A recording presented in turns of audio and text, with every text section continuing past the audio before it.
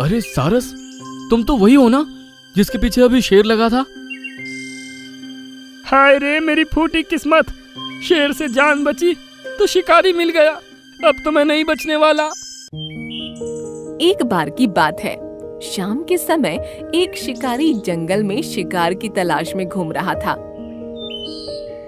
कैसा जंगल है ये, कोई जानवर मिल ही नहीं रहा, यहाँ तो आना ही बेकार गया।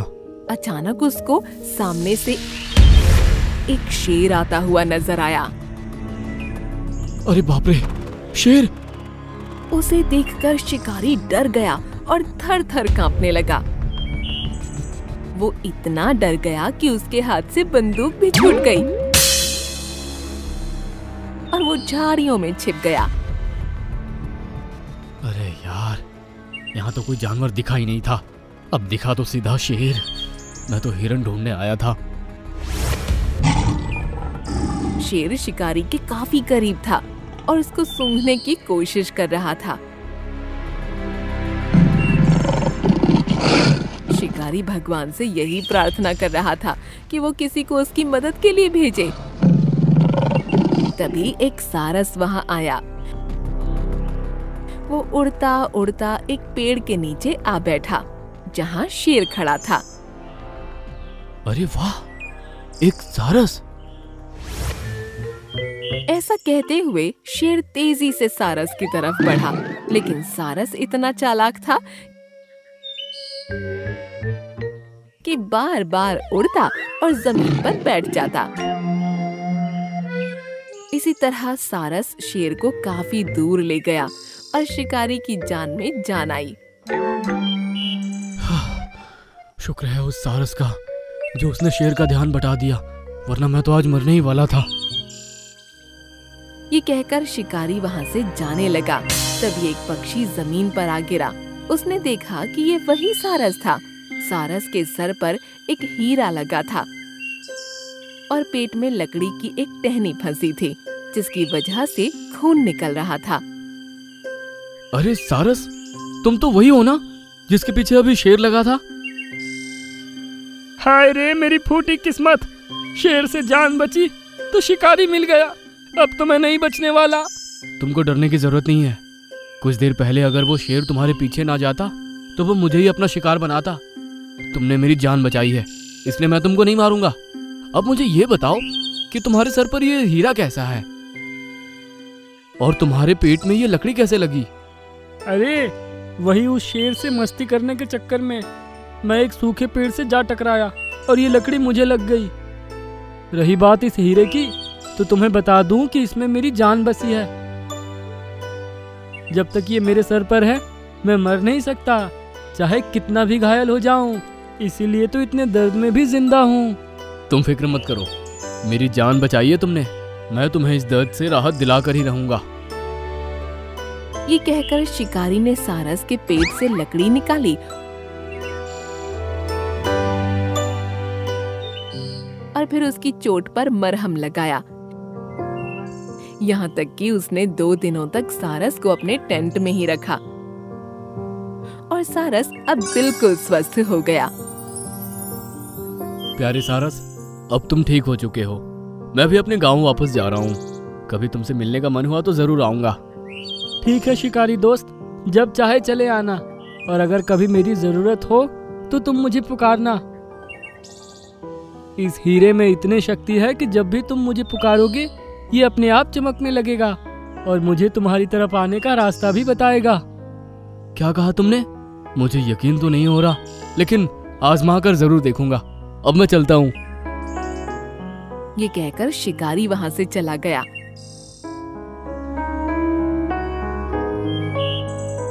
अब कुछ महीने बीते तो शिकारी के पैर में चोट आ गई। उसने उसका इलाज करवाया, लेकिन फिर भी वो कुछ ही कदम चल पाता था। ये मेरे साथ अच्छा नहीं हुआ। कोई काम करके पैसे भी नहीं कमा सकता। अब तो शायद ऐसे ही घर में पड़ा पड़ा भूख से बिलखता हुआ मर जाऊंगा। वो हताश हो ही रहा था कि तभी उसको सारस की याद आई। प्यारे सारस, मुझे तुम्हारी जरूरत है, जल्दी मेरे पास आओ। उसके इतना कहते ही कोसों दूर जंगल में खड़े सारस का हीरा चमका और उसको पता चल गया। अरे, शिकारी मुझे बुला रहा है, मुझे जाना होगा। ऐसा कहकर सारस उड़ चला और कुछ ही देर में शिकारी के घर पहुंच गया। अरे प्यारे सारस, तुम्हारी बात सच थी, तुम तो वाकई में आ गए। बताओ शिकारी दोस्त, क्या तुम किसी परेशानी में हो? ये सुनकर शिकारी ने सारस को सब कुछ बता डाला, जिसे सुनकर सारस बोला, तुम्हारी बीमारी तो मैं ठीक नहीं कर सकता, लेकिन मैं तुम्हारे खाने की परेशानी दूर कर सकता हूँ। ऐसा कहकर सारस उड़ चला और कुछ देर बाद अपने मुंह में एक मछली दबाए वापस आया। ये लो शिकारी दोस्त, इस मछली को बनाओ और खूब मजे से खाओ। शिकारी इतना भूखा था कि उसने झट से मछली बनाई और फिर मजे से बैठकर खाने लगा। मजा आ गया। आज का तो हो गया प्यारे सारस, लेकिन आगे का क्या होगा? तुम फिक्र मत करो, मैं रोजाना तुम्हारे लिए इसी तरह कुछ न कुछ खाने को लाता रहूंगा। ये सुनकर शिकारी खुश हो गया। अब कई दिन गुजरे और सारस इसी तरह शिकारी को कुछ न कुछ रोजाना खाने को लाता रहा।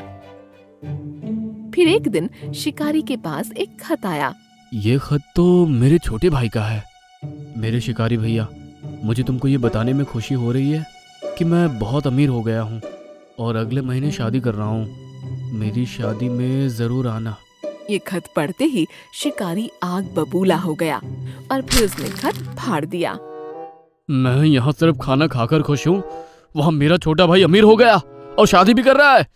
यह तो मुझे कतई बर्दाश्त नहीं होगा। लेकिन अब मैं किस तरह अमीर बन सकता हूँ? ये सोचते हुए उसको सारस की बात याद आई और उसने फैसला किया। सारस के सर पर लगा वो हीरा अरबों का होगा। अब वक्त आ गया है कि मैं उस हीरे को लेकर अपने भाई से भी अमीर हो जाऊं। ये सोचकर उसने अपने तकिए के नीचे एक चाकू रखा और पलंग पर लेट गया। कुछ देर बाद सारस उसके लिए मांस का एक बड़ा सा टुकड़ा मुंह में दबाए आया। उठ जाओ शिकारी दोस्त, तुम्हारा खाना आ गया।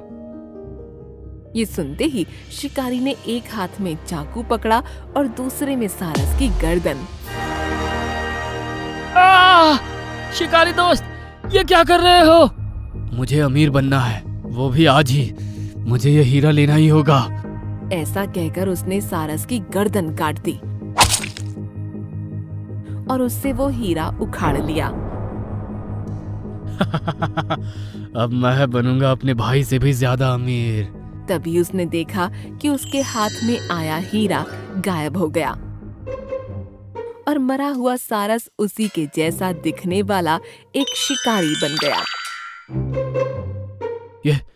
ये सब क्या है? मैं भी तुम्हारी तरह ही एक शिकारी था। मैंने एक बार गलती से एक ऋषि को तीर मार दिया था, जिसने मरते मरते मुझे श्राप दिया था कि मैं एक सारस बनूंगा जिसके सर पर बेशकीमती हीरा होगा। मैं जंगल में ही भटकता रहूंगा और मुझे एक इंसान की जान बचानी होगी। उसके बाद जब वो इंसान मुझे इस हीरे को लेने के लालच में मार डालेगा, तब मैं फिर से इंसान बन जाऊंगा और ये श्राप उस पर चला जाएगा। ये सुनकर शिकारी हक्का बक्का रह गया। अगले ही पल वो एक सारस बन गया और उसके सर पर वही हीरा आ गया। जाओ सारस, अब तुम्हारी जगह जंगल है। तभी वो सारस बना हुआ शिकारी अपने आप जंगल पहुंच गया और उसको उसकी दुष्टता और लालच का दंड मिल गया। मुझे छोड़ दो, मुझे जाने दो, ये तुम अच्छा नहीं कर रहे। अरे, तू तो इंसानी भाषा भी बोलता है। इसका मतलब मेरा अंदाजा सही था। तू जादुई सारस ही है। तुझे तो विदेश में ले जाकर बेचूंगा। एक जंगल में सभी जानवर आपस में मिलजुल कर रहते थे, मगर जंगल में कई साल से बारिश नहीं हो रही थी। इस वजह से जंगल की सारी नदियां सूख चुकी थीं। इसी बात से परेशान होकर एक दिन शेर राजा ने जंगल के सभी जानवरों को बुलाकर कहा, मेरे प्यारे जंगल वासियों, तुम तो जानते हो कि जंगल में पिछले 3 वर्षों से बारिश नहीं हुई। इस वजह से जंगल की सारी नदियां सूख चुकी है। अगर ऐसा ही चलता रहा तो हमें इस जंगल को छोड़ना पड़ेगा। मैंने तुम सब लोगों को यहाँ इसलिए बुलाया है ताकि तुम सब मिलकर मुझे कोई अच्छा सुझाव दे सको। उस जंगल का सबसे समझदार जानवर जंबो हाथी शेर राजा से बोला, जंगल छोड़कर जाना किसी भी समस्या का समाधान नहीं है महाराज। हम सबको इसका मिलकर कोई ना कोई उपाय ढूंढना होगा। लेकिन हमारे पास इसके अलावा और कोई चारा भी नहीं है। हम आखिर क्या कर सकते हैं? आखिर बिना पानी के हम सब कब तक जीवित रह सकते हैं? हमारे जंगल के उत्तरी हिस्से में एक तालाब है जो बहुत बड़ा है, जहाँ पर हमेशा धुंध छाई रहती है। हम सब वहाँ पर जाकर पानी क्यों नहीं पी सकते? तुम तो जानते हो कि उस तालाब पर वर्षों से भूत प्रेत का साया है। आज तक कोई भी जंगली जानवर उस तालाब में पानी पीने गया है तो वो कभी लौट कर नहीं आया। ये सब मनगढ़ंत बातें हैं शेर राजा। मैं इन बातों को नहीं मानता। अगर आपकी आज्ञा हो तो मैं स्वयं जाकर उस तालाब का पानी पीना चाहता हूँ। जैसी तुम्हारी इच्छा, पर याद रखना, लेकिन अगर तुम्हें कुछ हो गया तो मेरी कोई जिम्मेदारी नहीं होगी। आप उसकी चिंता मत कीजिए। मैं अभी उस तालाब के पास जाकर उस तालाब का पानी पीऊंगा। वैसे तो मैं भूत प्रेतों को नहीं मानता, लेकिन अगर कोई भूत मुझे वहाँ पर मिल गया तो मैं उस भूत से अपने सभी जंगल वासियों के प्राणों की रक्षा की भीख मांगूंगा। ठीक है, हम सब तुम्हारी यहीं पर प्रतीक्षा करेंगे और तुम्हारे सही सलामत आने की ईश्वर से प्रार्थना करेंगे। जंबो हाथी ईश्वर का नाम लेकर जंगल के उत्तरी हिस्से की ओर चल दिया। कुछ ही देर में जंबो हाथी उस तालाब के सामने खड़ा था, जहाँ पर अजीब सी धुंध छाई हुई थी। हाथी राजा ने जैसे ही अपनी सूंड में पानी भरा, तभी वहाँ पर एक काला धुआं फैल गया। देखते ही देखते उस धुएं के अंदर से एक बेहद खतरनाक दिखने वाली चुड़ैल जंबो हाथी के सामने आकर खड़ी हो गई। तेरी हिम्मत कैसे हुई मेरे तालाब से पानी पीने की? यह तालाब हम सभी जंगल वासियों का है। हम कई दिनों से प्यासे हैं। हमें पानी पीने दो। क्या तुझे मौत से डर नहीं लगता? बिना पानी के तो एक ना एक दिन हम वैसे भी मर जाएंगे। तभी अचानक उस चुड़ैल का रूप एक बेहद सुंदर स्त्री में परिवर्तित हो गया। मैं तो तुम्हारी परीक्षा ले रही थी। आज तक यहाँ पर जितने भी जंगल के जानवर पानी पीने के लिए आए, वो सब मुझे देखकर डर गए और जंगल छोड़कर भाग गए। जंगल में ये बात मशहूर हो गई कि इस तालाब में भूत प्रेत का साया है। लेकिन तुम हो कौन? मैं इस तालाब की देवी हूँ। ये तालाब मेरा है। तुम्हारी बहादुरी देखकर मैं बहुत ज्यादा प्रसन्न हूँ। मैं तुम्हारी मदद जरूर करूँगी, लेकिन मेरी एक शर्त है। कैसी शर्त? बताती हूँ। इतना कहकर उस सुंदर स्त्री ने अपने हाथ आगे की ओर कर दिए। उसके हाथ से सफेद किरणें फूटने लगीं। उन सफेद किरणों से एक बेहद सुंदर सारस निकलकर जंबो हाथी के सामने खड़ा हो गया। ये मेरा साथी है। ये जंगल घूमना चाहता है। इस सारस को तुम अपने जंगल में ले जाओ। ये एक जादुई सारस है। इसके जंगल में कदम रखते ही जंगल की किस्मत चमक उठेगी। मगर याद रखना, कोई भी इस सारस को भूलकर भी नुकसान पहुंचाने की कोशिश न करे। जब मेरे सारस का जंगल में रहते हुए दिल भर जाएगा तो मैं इसे ले जाऊंगी।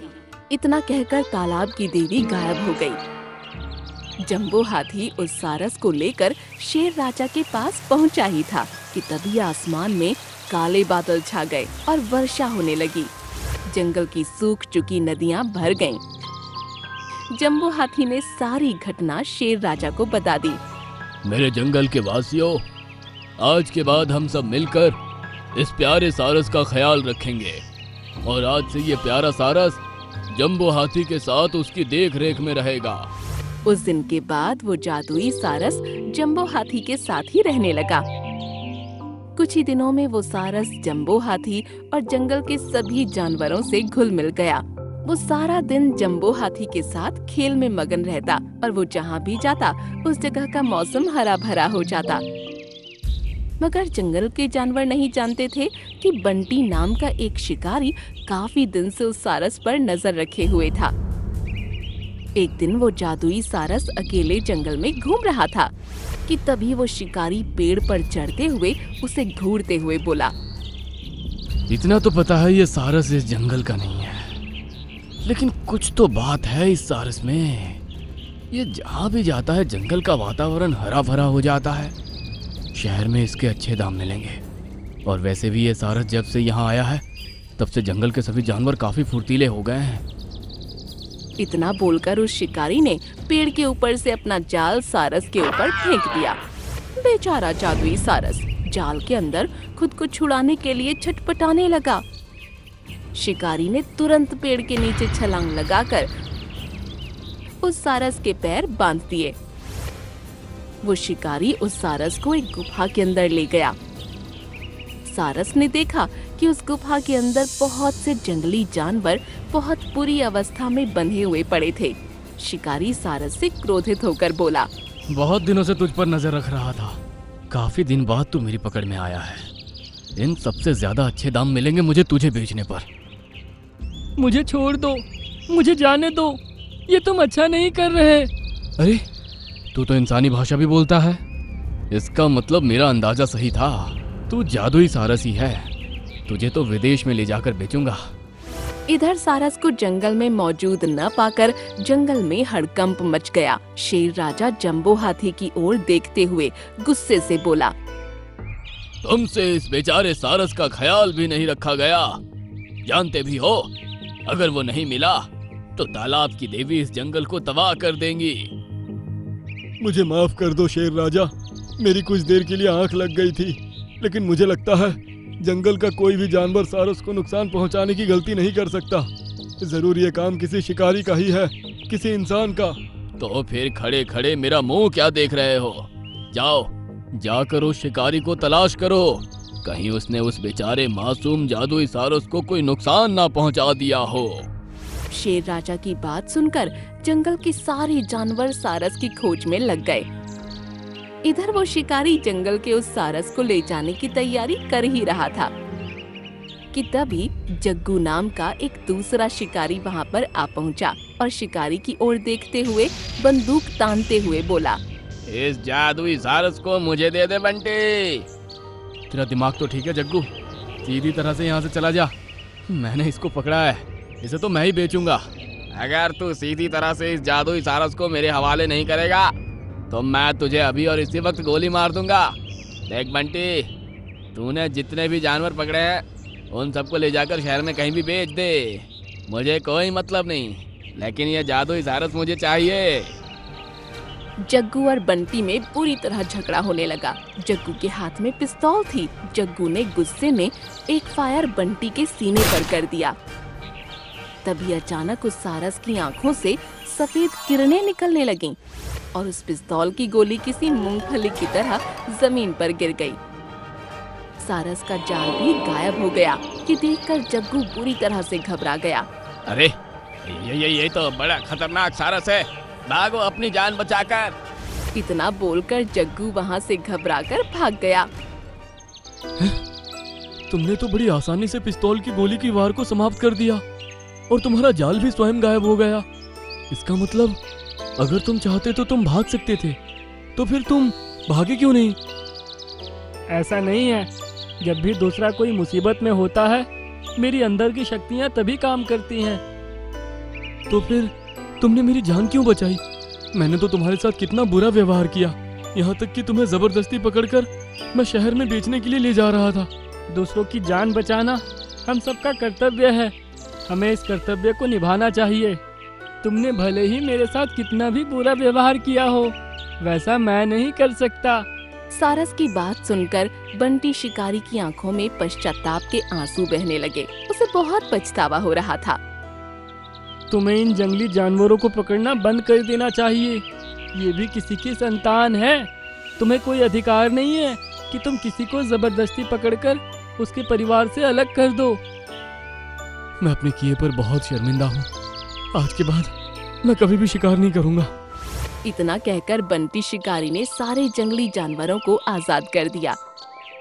तभी जादुई सारस ने देखा कि बाहर से बहुत से जंगली जानवर दौड़ते हुए गुफा की ओर आ रहे थे। सारस समझ गया कि सबको शिकारी के बारे में पता लग चुका है। सारस शिकारी से बोला, एक गुफा में एक दूसरा दरवाजा भी है, तुम वहाँ से भाग जाओ वरना ये सब तुम्हें मार डालेंगे। तुम अंदर से बुरे इंसान नहीं हो। जादुई सारस की बात सुनकर उस बंटी ने रोते हुए बोला, तुम वाकई बहुत अच्छे हो। अगर तुम इंसान होते तो मैं तुम्हारा साथ कभी नहीं छोड़ता। अब जल्दी जाओ यहाँ से। बंटी शिकारी वहाँ से चला गया। उस दिन के बाद उसने शिकार करना छोड़ दिया। कुछ दिन बाद तालाब की देवी जादुई सारस को वापस ले गई।